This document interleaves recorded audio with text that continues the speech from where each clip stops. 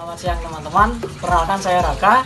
Saya Ketua Himpunan Mahasiswa Teknik Komputer periode 2019-2020. Perkenalkan, nama saya Nanda Saputra Perdana, selaku Wakil Ketua Himpunan Mahasiswa Teknik Komputer periode 2019-2020.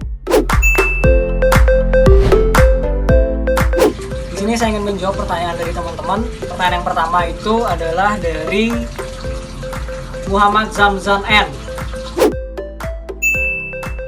Penemu komputer itu adalah Charles Babbage. Jadi di teknik komputer itu belajarnya tuh seimbang antara software dan hardware-nya. Jadi nggak banyak hardware-nya, juga nggak banyak software-nya. Walaupun di teknik komputer itu sendiri atau jurusan teknik komputer itu sendiri ada di bawah Fakultas Teknik Elektro, yang dimana ke hardware gitu kan. Tapi kita juga belajar software gitu. Balik ke pertanyaannya, apakah banyak softwarenya atau hardwarenya? Nah, itu seimbang. Karena apa? Karena dari mulai tingkat 1 itu mungkin kita belajar tentang algoritma pemrograman mungkin ya. Dan di situ kita belajar softwarenya. Tapi nanti naik tingkat lagi kita juga belajar hardwarenya. Nah, di tingkat kedua itu nanti ada elektronika. Nah, itu juga mempelajari hardware gitu kan. Jadi kalau banyaknya enggaknya yaitu seimbang, tapi tergantung nanti di kalian ngambil mata kuliah peminatan apa. Kalau kalian ngambil peminatan mata kuliah yang hardware, mungkin kebanyakan belajar tentang hardwarenya.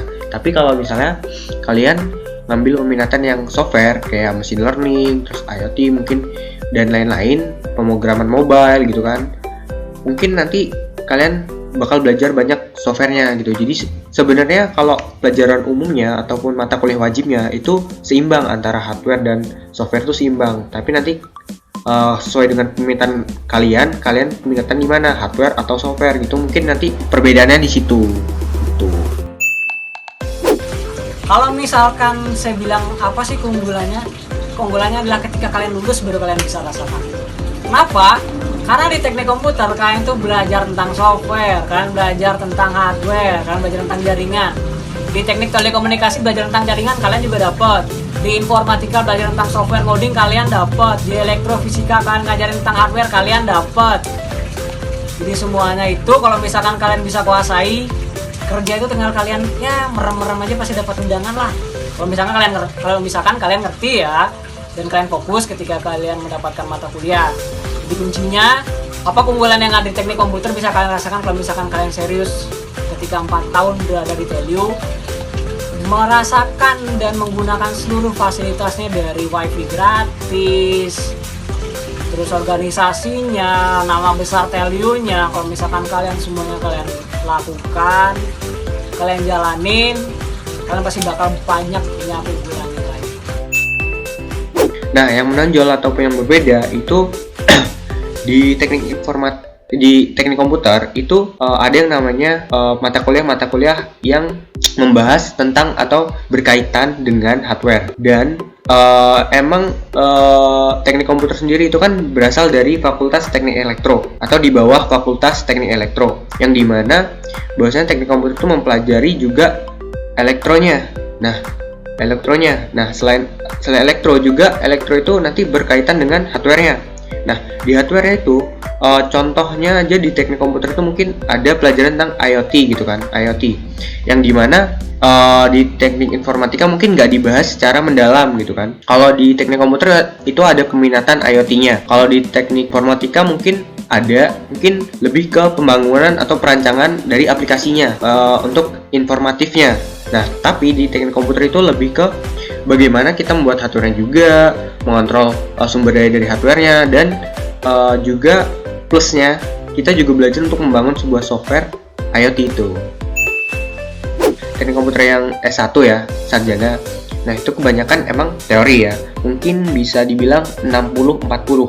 60 itu teorinya, 40 itu prakteknya. Kenapa? Karena di sarjana sendiri atau S1 itu dituntut supaya menguasai teorinya gitu. Jadi kita tuh yang diutamakan itu adalah teorinya. Teori kita benar apa salah gitu kan. Makanya kita banyak belajar teori. Tidak mungkin juga kita tidak praktek gitu kan. Nah, dari semester 1 pun kita sudah ada praktek atau praktikum. Nah, nanti ada praktikum fisika dasar. Nah, nanti dari situ ada praktikum sampai di semester 6 tingkat 3. Nanti selalu ada praktikum. Nah, di situ kita belajar banyak praktek. Kalau misalnya sebenarnya presentasinya 60-40, mungkin kalian bisa membuat presentasi itu jadi 50-50 dengan kalian banyak praktek juga, karena industri yang sekarang itu menuntut S1 juga bisa praktek, punya skill banyak gitu. Nah, jadi kalau kalian banyak praktek juga gitu kan, antara teori dan praktek kan seimbang, itu lebih bagus gitu. Jadi tergantung secara presentasinya, emang awalnya mungkin 60-40, tapi kalian sendirilah yang bisa membentuk itu juga gitu. Jadi kalian tingkatkan soft skill dan skill kalian bisa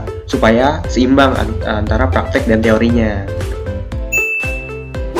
Oke, kalau misalkan di teknik komputer itu mata kuliah dasar, dan hampir semua mata kuliah di teknik komputer itu pasti tentang hitung dan tentang menghafal rumus ya, bukan bacaan ataupun bukan pasal ataupun bukan apa, jadi menghitung, kurang lebih semua tentang menghitung. Kalau misalkan menurut kalian lemah di hitungan, mulailah belajar, mulailah bersabar untuk memahami tentang hitungan, karena matematika logika itu adalah dasar dari teknik komputer. Jadi kalau misalkan dibilang paling sulit, nggak ada sih kalau misalkan kalian pengen mahamin dan pengen belajar. Tapi kalau misalkan yang paling dominan, kebanyakan mata kuliah di teknik komputer itu tentang hitungan. Jadi kalau misalkan sekarang kalian ini siap-siaplah tentang hitungan, karena itu akan menjadi ibu dari semua mata kuliah kalian di teknik komputer selama 4 tahun.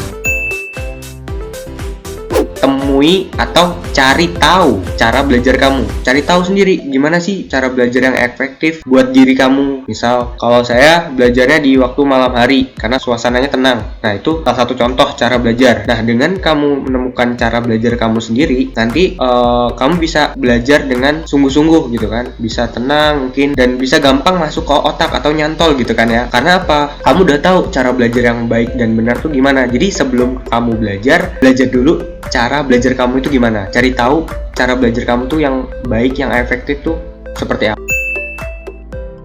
Kalau banyak hitung-hitungannya lebih ke matematis, iya. Tapi kalau selalu tentang fisika, enggak. Jadi kita itu lebih ke dasarnya matematika logika. Jadi bagaimana cara menyelesaikan suatu problem, suatu case. Kalau misalkan ada di codingan ataupun ada di permasalahan di teknologi yang harus kita selesaikan, lebih banyak menggunakan matematika logika. Ya, pasti ada. Tapi itu secara garis besarnya aja. Kalau misalkan di jaringan ada peminatan yang namanya data analisis, ada yang namanya big data, ada yang namanya IoT. Kalau di hardware ada yang robotik atau mesin gitu loh. Kalau di software ada lagi ngoding mobile, ada yang lebih ke web, ada yang lebih ke user interface. Jadi banyak banget kalau misalkan dibilang peminatannya itu.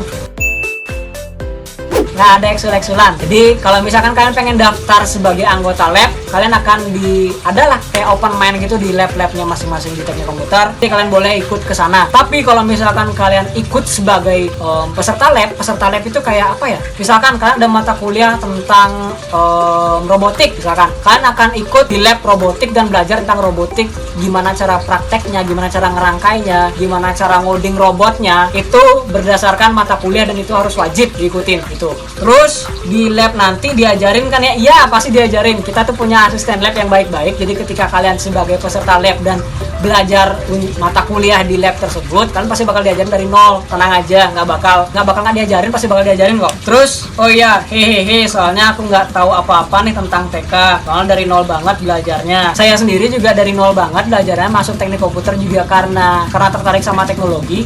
Jadi kalau misalkan ngoding juga saya nggak terlalu paham dulu. Tapi ketika saya masuk di sini, saya diajarin sama dosen ketika baru semester 1, semester 2 itu udah diajarin tentang ngoding, diajarin pelan-pelan sampai kalian benar-benar bisa. Terus semester selanjutnya kalian diajarin yang lebih expert lagi, yang lebih advance lagi. Tetap tenang aja, karena semua itu pasti bakal diajarin, mau itu dari dosen, mau itu dari teman kalian, kelas, ataupun dari asisten lab. Juga kan kalau misalkan pengen belajar tentang lab lebih serius lagi nih, kalian bisa masuk ke labnya aja. Misalkan pengen tanya-tanya ke asisten labnya di luar dari jam kalian mata kuliah di lab, kalian boleh banget. Jadi fasilitas yang ada di teknik komputer itu harus dimanfaatkan dengan baik dan benar.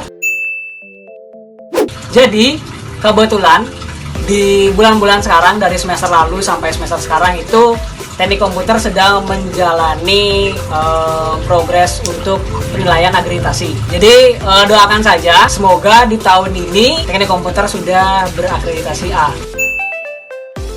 Berfaedah atau worth it-nya itu tergantung dari niat dan ekspresi kamu gitu. Kalau niat kamu dan ekspresi kamu itu sangat-sangat tinggi gitu kan ya mungkin kurang berfaedah karena kurang memenuhi ekspresi kamu gitu kan, atau kurang worth it gitu kan. Tapi kalau misalnya niatnya, ya tergantung niatnya tadi. Kalau niatnya kamu buat belajar, berfaedah atau worth it-nya itu kembali lagi ke niat kamu yang di awal tadi. Kamu di awal masuk suatu organisasi itu niatnya apa gitu. Kalau saya sendiri kan berorganisasi karena emang niat buat belajar. Ya menurut saya worth it aja karena udah dapat pembelajaran dari organisasi ini. Dan organisasi detail itu nggak hanya 1-2, itu ada banyak, ada puluhan. Dan kalau bisa pilihlah sesuai dengan yang kamu inginkan atau bakat kamu biar potensi kamu itu berkembang.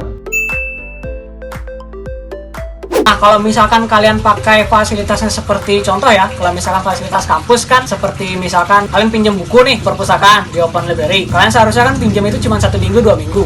Kalau misalkan lebih dari waktu itu, kalian pasti kena denda dan harus mengembalikan bukunya. Dan dendanya itu bisa berlipat-lipat sesuai dengan berapa kali kalian melewat dari masa tenggang untuk mengembalikan bukunya. Tapi kalau misalkan kalian contoh pinjam barang di lab Ernest atau pinjam barang di lab saya, terus kalian merusakin barang itu, kalian harus tanggung jawab dan memperbaiki barang itu atau juga bisa mengganti barang tersebut. Kalau misalkan kalian pinjam fasilitas seperti tempat wifi ataupun kalian nongkrong di sekitaran kampus untuk cari wifi, itu sebenarnya ditanggung oleh kalian sendiri. Karena kalau misalkan kalian merusak tempat dari fasilitas kampus dan terekam oleh kampus dan diketahui oleh kampus, kalian harus menggantinya ataupun memeliharanya.